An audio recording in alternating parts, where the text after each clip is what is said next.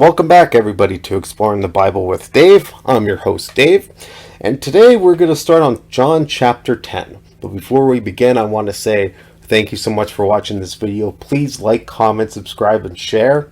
I love reading the comments, and I just know that those who are watching this video, or the videos in the past, are in for a real good treat, though, because there's some really good messages in here. Now, with that being said, thank you once again, and let's begin. The good shepherd and his sheep. I tell you the truth. Anyone who sneaks over the wall of a sheepfold rather than going through the gate must surely be a thief and a robber. But the one who enters through the gate is the shepherd of the sheep. The gatekeeper opens the gate for him, and the sheep recognize his voice and come to him. He calls his own sheep by name and leads them out. After he has gathered his own flock, he walks ahead of them, and they follow him because they know his voice. They won't follow a stranger. They will run from him because they don't know his voice. Those who heard Jesus use the illustration. Didn't understand what he meant, so he explained it to them. I tell you the truth, I am the gate for the sheep. All who come before me were thieves and robbers, but the true sheep do not listen to them. Yes, I am the gate to those who come in through me will be saved. They will come and go freely and will find good pastures. The thief's purpose is to steal and kill and destroy. My purpose is to give them a rich and satisfying life. I am the good shepherd. The good shepherd sacrifices his life for the sheep. A hired hand will run when he sees a wolf coming. He will abandon the sheep because they don't belong to him and he isn't their shepherd. And so the wolf attacks them and scatters the flock.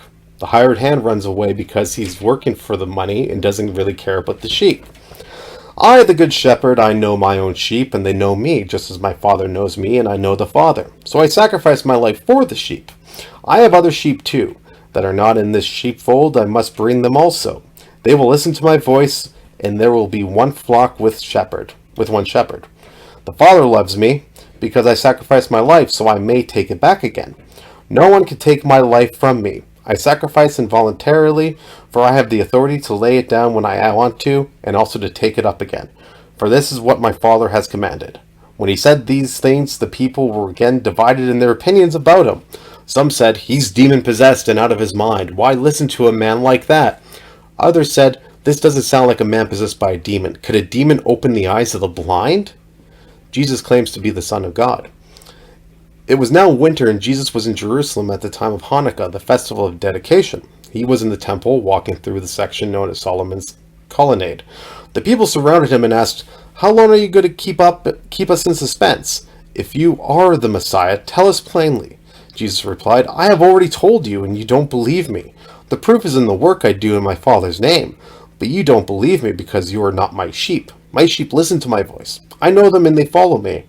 I give them eternal life and they will never perish. No one can snatch them away from me. For my Father has given them to me, and he is more powerful than anyone else. No one can snatch them from the Father's hand.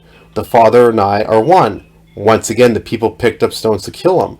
Jesus said, at my Father's direction I have done many good works. For which one are you going to stone me? They replied, we're stoning you not for your any good work, but for blasphemy. You're a mere man, claim to be God. Jesus replied, it is written in your own scriptures that God said to certain leaders of the people, I say you are gods. And you know that the scriptures cannot be altered. So if you choose people who received God's message, were called gods, why do you call it blasphemy when I say I am the Son of God? After all, the Father set me apart and sent me into the world. Don't believe me unless I carry out my Father's work? But if I do this work, believe in the evidence of the miraculous works I have done. Even if you don't believe me, then you will know and understand that the Father is in me, and I am in my Father once again. They tried to arrest him, but he got away and left. He went beyond the Jordan River near the place where John was first baptizing and stayed there a while, and many followed him. John didn't perform miraculous signs. They worked to one another. But everything he said about this man has come true, and many who were there believed in Jesus. Now, I think that's actually quite compelling stuff that they want to stone him, even though they've seen all the miraculous works he's done, but not for the works he's done, just because he's saying he's the Son of God, even though supposedly God said to the religious leaders prior to their own birth that this was going to happen. It really makes you think. Chapter 11, the raising of Lazarus. A man named Lazarus was sick. He lived in Bethany with his sisters Mary and Martha. This is the Mary who later poured the expensive perfume on the Lord's feet and wiped them with her hair. Her brother Lazarus was sick, so the two sisters sent a message to Jesus telling him, "Lord, your dear friend is very sick." But when Jesus heard about it, he said, "Lazarus' sickness will not end in death. No, it happened for the glory of God, so the Son of God will receive glory from this." So although Jesus loved Martha, Mary, and Lazarus, he stayed where he was for the next 2 days. Finally, he said to his disciples, "Let's go back to Judea." But his disciples objected. "Rabbi," they said, "only a few days ago the people in Judea were trying to stone you. Are you going there again?" Jesus replied, "There are 12 hours of daylight every day. During the day, people can walk safely. They can see because they have the light of this world. But at night, there is danger of stumbling because they have no light." Then he said, "Our friend Lazarus has fallen asleep, but no, now I will go and wake him up." The disciples said, "Lord, if he is sleeping, he will soon get better." They thought Jesus meant Lazarus was simply sleeping, but Jesus meant Lazarus had died. So he told them plainly, "Lazarus is dead, and for your sakes I'm glad I wasn't there, for now you will really believe. Come, let's go see him." Thomas is nicknamed the Twin, said to his fellow disciples, "Let's go too and die with Jesus." When Jesus arrived at Bethany, he has told that Lazarus had already been in the grave for 4 days. Bethany was only a few miles down the road from Jerusalem, and many of the people had come to console Martha and Mary in their loss. When Martha got the word that Jesus was coming, she went to meet him, but Mary stayed in the house. Martha said to Jesus, "Lord, if only you could have been there, my brother would not have died. But even now I know that God will give you whatever you ask." Jesus told her, "Your brother will rise again." "Yes," Martha said, "he will rise when everyone else rises, at least at the last day." Jesus told her, "I am the resurrection and the life. Anyone who believes in me will live, even after dying. Everyone who lives in me and believes in me will never, ever die." "Do you believe this, Martha?" "Yes, Lord," she told him. I have always believed you are the Messiah and Son of God, the one who has come into the world from God." Then she returned to Mary. She called Mary aside from the mourners and told her, "The teacher is here and wants to see you." So Mary immediately went to him. Jesus had stayed outside the village at the place where Martha met him. When the people who were at the house consoling Mary saw her leave so hastily, they assumed she was going to Lazarus' grave to weep. So they followed her there. When Mary arrived and saw Jesus, she fell at his feet and said, "Lord, if only you had been here, my brother would not have died." When Jesus saw her weeping and saw the other people wailing with her, a deep anger welled up within him, and he was deeply troubled. "Where have you put him?" he asked them. They told him, "Lord, come and see." Then Jesus wept. The people who were standing nearby said, "See how much he loved him. We loved him? See how much he loved him." Oh, okay. But some said, "This man healed a blind man. Couldn't he have kept Lazarus from dying?" Jesus was still angry as he arrived at the tomb. A cave with a stone rolled across its entrance. "Roll the stone aside," Jesus told them. But Martha, the dead man's sister, protested, "Lord, he has been dead for 4 days. The smell will be terrible." Jesus responded, "Didn't I tell you that you would see God's glory if you believe?" So they rolled the stone aside. Then Jesus looked up to the heavens and said, "Father, thank you for hearing me. You always hear me, but I said it out loud for the sake of all these people standing here so that they will believe you sent me." Then Jesus shouted, "Lazarus, come out." And the dead man came out, his hands and feet bound in grave cloths, his face wrapped in a headcloth. Jesus told them, "Unwrap him and let him go." The plot to kill Jesus. Many of the people who were with Mary believed in Jesus when they saw this happen. But some went to the Pharisees and told them that Jesus had done. Then the leading priests and Pharisees called the high council together. "What are we going to do?"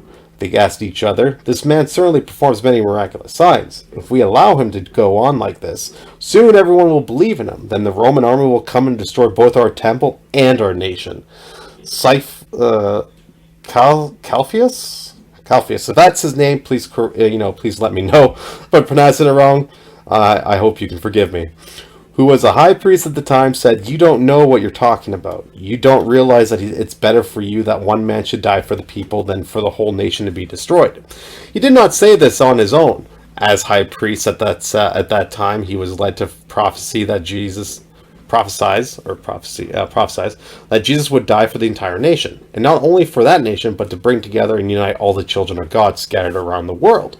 So from the time on, the Jewish leaders began to plot Jesus' death. As a result, Jesus stopped his public ministry among the people and left Jerusalem. He went to a place near the wilderness to the village of Ephraim and stayed there with his disciples. It was now almost time for the Jewish Passover celebration, and many people from all over the country arrived in Jerusalem several days early so they could go through the purification ceremony before Passover. They kept looking for Jesus, but as they stood around in the temple, they said to each other, "What do you think? He won't come for Passover, will he?" Meanwhile, the leading priests and Pharisees had publicly ordered that anyone seeing Jesus must report it immediately so they could arrest him. This is actually getting really good, I have to say. This is actually getting really awesome. This is like almost like you see in a movie where they're waiting for the good guy to come and the bad guys are all waiting there and it's a trap. It's almost like that. Jesus anointed at Bethany, chapter 12. 6 days before the Passover celebration, Jesus arrived in Bethany, the home of Lazarus, the man he had raised from the dead. A dinner was prepared in Jesus' honor. Martha served, and Lazarus was among those who ate with him. Then Mary took a 12-ounce jar of expensive perfume made from essence of nard, and she anointed Jesus' feet with it, wiping his feet with her hair. The house was filled with the fragrance, but Judas Iscariot, the disciple who would soon betray him, said, "That perfume was worth a year's wages. It should have been sold and the money given to the poor." Not that he cared for the poor. He was a thief, and since he was in charge of the disciples' money, he often stole some for himself. Jesus replied, "Leave her alone. She did this in preparation for my burial. You will always have the poor among you, but you will not always have me." When all the people heard of Jesus' arrival, they flocked to see him, and also to see Lazarus, the man Jesus had raised from the dead. Then the leading priests decided to kill Lazarus too, for it was because of him that many of the people had deserted them and believed in Jesus. Now, before I begin, the next section here, I want to know more about Judas's stealing of the money from the disciples. Like, where is most of that information? Because it might, I don't know. Like, I've read Luke and Mark and Matthew, the three other Gospels, but like I'm almost half done, or like I'm a third done the New Testament. But I want to know where is, because they never made mention that he was a thief. It never made mention of Judas being a scoundrel. Well, I'm just gonna say it, a scumbag, because it says like he stole money and he didn't care for the poor and he was a scumbag, without saying he was a scumbag, of course. But I don't recall any other descriptions like that. Like, I never heard anything else about his stealing in the other Gospels. I know these are written in different, points of view and different time frames, right? Which is understandable. But I would just like to know, maybe, if somebody knows exactly what.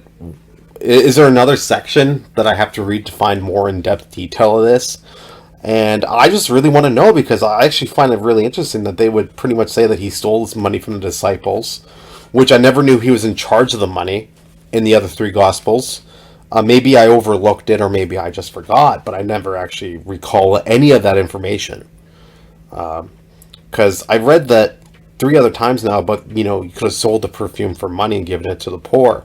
And it never said that he didn't care about the poor. It just said that Jesus said that, there was always going to be poor people. So I'm really interested in that.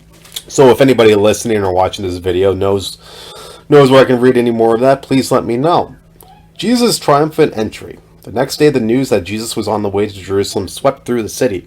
A large crowd of Passover visitors took palm branches and went down the road to meet him. They shouted, "Praise God! Blessings on the one who comes in the name of the Lord!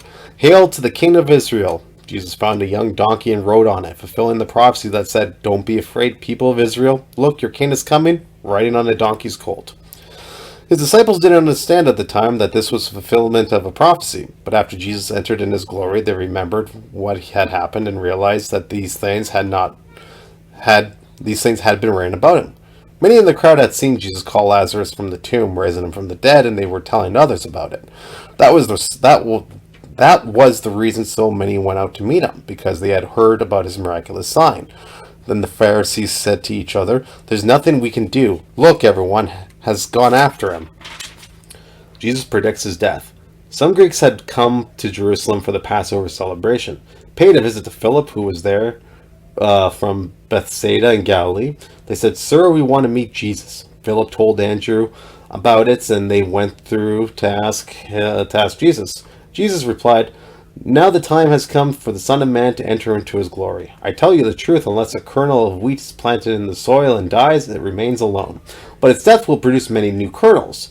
A plentiful harvest of new lives. Those who love their life in this world will lose it. Those who care nothing for their life in this world will keep it for eternity. Anyone who wants to be my disciple must follow me, because my servants must be where I am, and the Father will honor anyone who serves me. Now my soul is deeply troubled. Should I pray, Father, save me from this hour? But this is the very reason I came. Father, bring glory to your name. Then a voice spoke from heaven, saying, I have already brought glory to my name, and I will do so again. When the crowd heard the voice, some thought it was the thunder, while others declared an angel had spoken to him.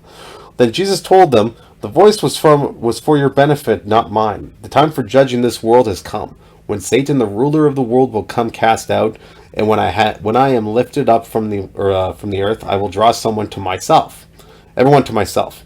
He said this to indicate how he was going to die. The crowd responded, we understood from the scripture that the Messiah would live forever. How can you say the Son of Man will die? Just who is the Son of Man anyways? Jesus replied, my light will shine for you just a little longer. Walk in the light while you can, so the darkness will not overtake you. Those who walk in the darkness cannot see where they are going. Put your trust in the light while there is still time. Then you will become children of the light. After saying these things, Jesus went away and was hidden from them. The unbelief of the people. But despite all this miraculous signs Jesus had done, most of the people still did not believe in him. This is exactly what Isaiah the prophet had predicted. Lord, who has believed our message, to whom the Lord revealed his powerful arm. But the people couldn't believe, for as Isaiah also said, the Lord has blinded their eyes and hardened their hearts, so that their eyes cannot see, and their hearts cannot understand, and they cannot turn to me and have me heal them. Isaiah was referring to Jesus when he said this, because he saw the future and spoke of the Messiah's glory. Many people did believe in him, however, including some of the Jewish leaders, but they wouldn't admit it for fear that the Pharisees would expel them from the synagogue, for they loved human praise more than the praise of God. Jesus shouted to the crowds, if you trust me, you are trusting not only me, but as also God who sent me. For when you see me, you are seeing the one who sent me. I have come as the light to shine in this dark world, so that all who put their trust in me will no longer remain in the dark. I will not judge those who hear me, but don't obey me, for I have come to save the world and not to judge it. But all who reject me and my message will be judged on the day of judgment. By the truth I have spoken, I don't speak on my own authority. The Father who sent me has commanded me what to say and how to say it. And I know his commands lead to eternal life. So I say whatever the Father tells me to say. And that ends chapter 12 of the Gospel of John. And you know what, though? I'm actually quite flabbergasted by the fact that he's doing everything that was prophesied. And yet people are still like, well, I don't actually know if this is the real thing. He might be demon-possessed. It kind of makes you really wonder, right? Now, there's many ways you can look about this. Now, they do make mention of Satan. And a lot of people could just be skeptical, right? You know, you got the people who, you know, and having skepticism is a good thing. You know, it's really good to have skepticism. Like, if we didn't have skepticism, all those mega church televangelists healing people in wheelchairs, you know, and begging for money, and they have jumbo jets and Rolls Royces and mansions, people will be giving them more money. You know, you should always be skeptical of what you see. You know, they have ads on TV about it. I don't know if anybody, I'm in Canada, so there's, you know, they talk about you, like, you should always be asking questions, and it's healthy to ask questions. You should never follow something blindly. But, you know, if you keep seeing it over and over again, like if it's real, right? You know how they say it's like one time it's a mistake, second it's a fluke, and third it's scientific fact. You know, I can understand that, where it's like, oh, he healed this guy who couldn't walk. Okay, but that might be fake to get me to follow and donate, right? And the second time, it's like, oh, okay, well, he never asked for money the first time, but I see he helped a blind guy. maybe he's trying to coax me into something, maybe he's trying to coax me to be a blind follower and get me shunned and everything like that. And then the third time with waking up the dead guy, Lazarus, people said he was dead and he woke him up, and then everybody starts following him because it's that whole three. People are like that. They want to naturally believe in something. They want to naturally have faith in something, but a lot of people have skepticism, especially in today's world. I don't you see it a lot back then too, because it's like, okay, we've seen all this great stuff this guy did. He died, and they did prophesize it. Okay, but now you got the church leaders in this, who are horrible people who will destroy my whole existence if I follow this guy. So what should I do? But he's doing all these great things. And he's not asking for anything. And I can understand a huge following because, between choice A and choice B, do you want to live in like perpetual slavery from religious leaders in the fear of making one little mistake and cost you everything? Or do you want to follow the guy that says, hey, you know what? These guys are wrong. Look what I'm doing. I'm the son of God. I'm the son of man. And you know what? You don't need to do this stuff anymore because, he forgives you. I would take option B. But I can understand why some people would still be afraid because they have that fear of if they follow him, they're afraid that they're going to lose everything. Like that kid that was blind. And, those Pharisees were like, was he blind at birth? And the parents were like, he could speak for himself. And the kid did speak the truth and they threw him out. That's the fear they had on these people. Now, I'm not really one of these people. Now, I've not studied any of this stuff. I've just read it, okay? I'm not a theologist or anything like that. But when you start to, like, I see it as almost like a dictatorship. And that poor kid got thrown out of the synagogue because he told the truth as it is. So, take that as you will. But I can understand why some of them just didn't want that they believed him, but they didn't follow him. And they said like they didn't believe him, but they had to pick up rocks and say they're going to stone him because they're probably being spied on. Right? It's that whole air of paranoia. So you can't really get mad, in my opinion. Now this is all just my opinion. You can't really get mad at the people who were saying they were going to pick up rocks and stone him because they were probably afraid, thinking that if we don't try to retaliate, they will mess us up. And people were, snitches get stitches, right? So you could imagine, that's just the saying. I don't believe in that, but you got to remember though, like anybody back then would probably snitch on you, right? So it's like almost like a dictatorship where the citizens who believe, against their government can't actually go out and actively say it or do it because instantaneously you're gone, you're done for. So I can understand why people, because they never threw rocks at him. They kept saying they were going to stone him. They grabbed rocks and they said they were going to stone him. And Jesus, I believe, twice said that. I just read, said like, aren't you going to stone me? And they don't. So right then and there, the seed of doubt in their old beliefs is already planted. That's why he even said about the seed grain. It'll die, but it'll come back with more and more. But that's just my take on it. I actually really like reading this stuff and talking to you guys, and I really hope you guys enjoyed this video. And I gotta get going because my daughter is up. So have a wonderful day, you guys. I'll talk to you later. I'll see you tomorrow. Be good people. Like, comment, and subscribe, and I'll see you all in the future. Bye.